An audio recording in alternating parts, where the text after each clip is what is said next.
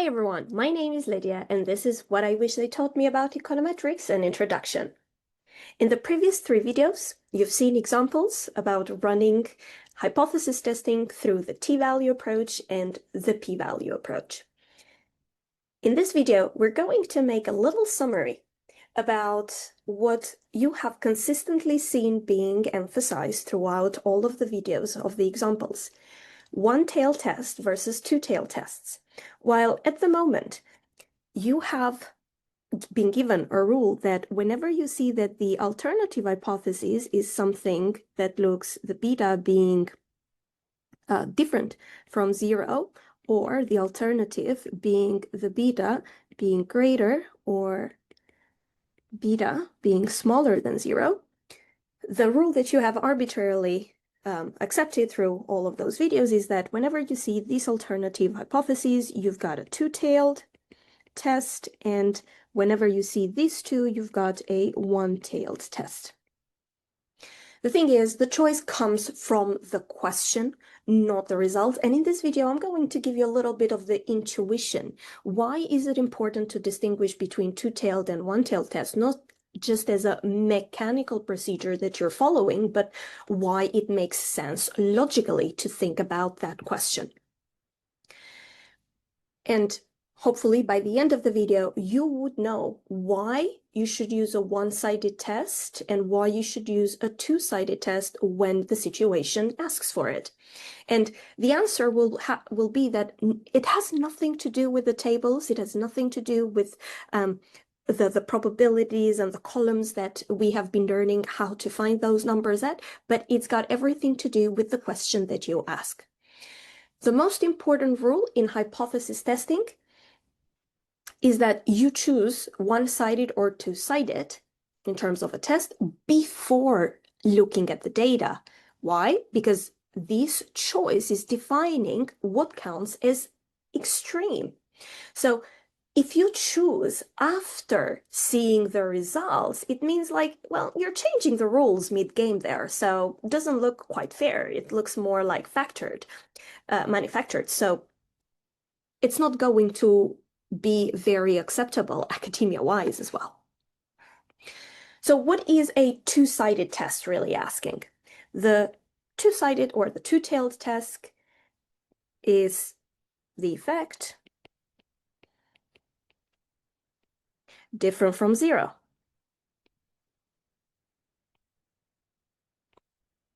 So you care about both large positive values and large negative values.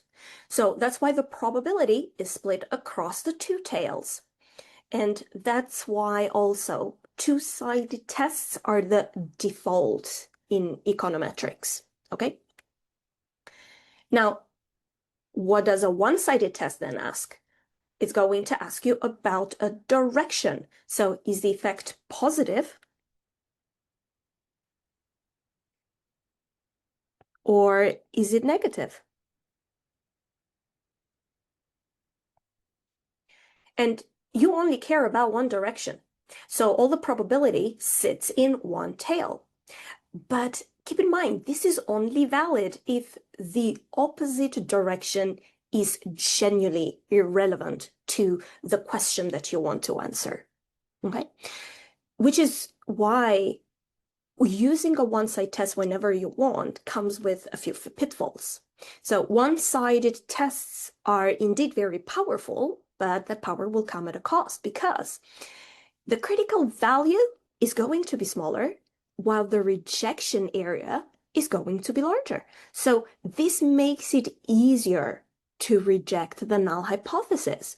So this is why whenever a one-tail test or a one-sided test is used, you require strong justification, okay? Here's a rule that you can always use. If a large effect in the wrong direction is still surprising you, then you have to use the two-sided test. Because if you have like negative results, then you would have to change your interpretation. It's going to raise more questions on why you're doing this kind of test, and it would matter scientifically. So in that case, it means like then direction was not really irrelevant, it was important.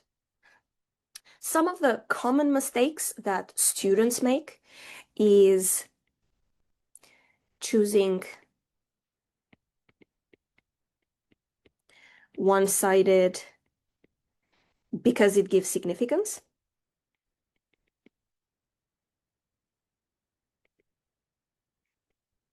And as we said, there was a pitfall in there, so you have to be careful.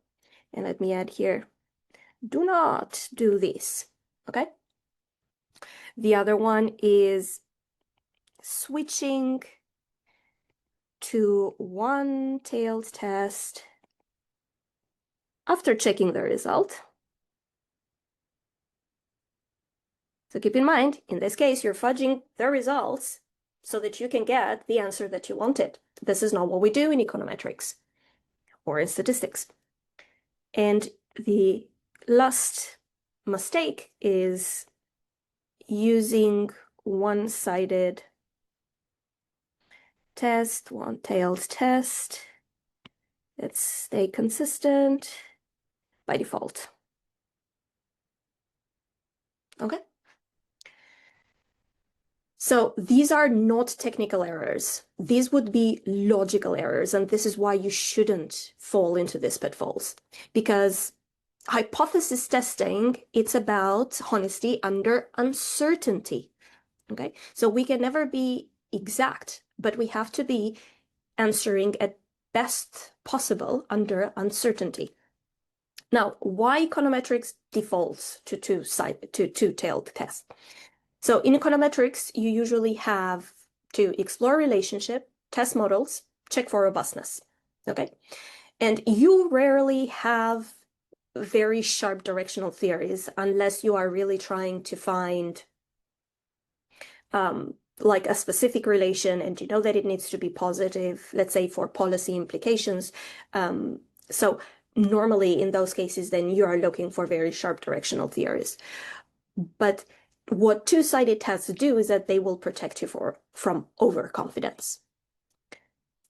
So as a recap, keep in mind the choice between one-sided and two-sided tests, while you know mathematically where it translates, you have to keep in mind that it's coming from the question that you are asking and not from the data that you see.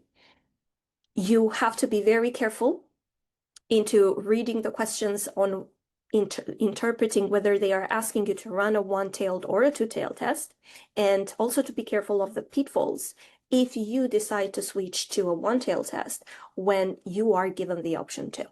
Okay. Hope this was helpful, and I'll see you in the next video where we will run a one-tailed test using the p-value approach to make all of these make sense.